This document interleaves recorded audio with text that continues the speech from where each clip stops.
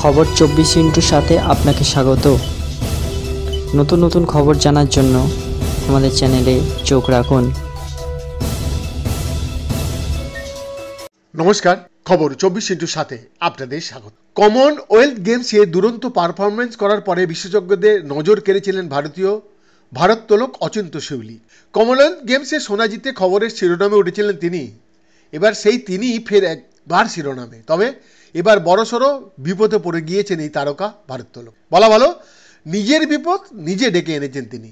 জাতীয় ক্যাম্প চলছে ভারোত্তোলকদের, সেই ক্যাম্পের নিয়ম ভেঙে রাত্রিবেলা মহিলা অ্যাথলেটদের হোস্টেলে ঢুকতে গিয়ে ধরা পড়েছেন তিনি। আর ধরা পড়ার সঙ্গে সঙ্গে তার উপর নেমে এসেছে শাস্তির খেলা। তাকে বিতাড়িত করা হয়েছে জাতীয় ক্যাম্প থেকে। আসন্ন প্যারিস অলিম্পিক গেমসের জন্য প্রস্তুতি ক্যাম্প চলছে, সেই ক্যাম্পেই এই কীর্তি ঘটিয়েছেন অচিন্ত।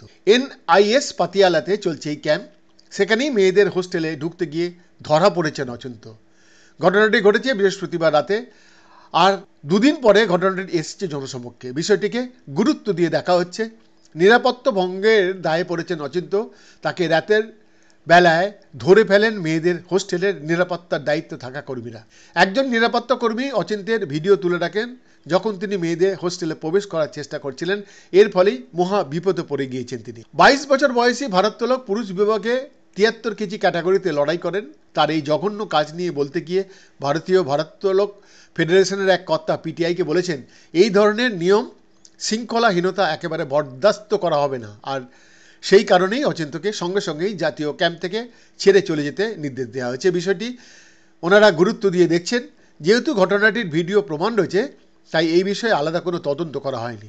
ভিডিও ইতিমধ্যে স্পোর্টস অথরিটি অফ ইন্ডিয়ার দিল্লির সদর দপ্তরে এবং NIS পাতিয়ালার এক্সিকিউটিভ ডিরেক্টরের কাছে পাঠানো হয়েছে। উল্লেখ্য, পাতিয়ালাতে পুরুষ এবং মহিলা অ্যাথলেটদের জন্য আলাদা আলাদা হোস্টেল রয়েছে।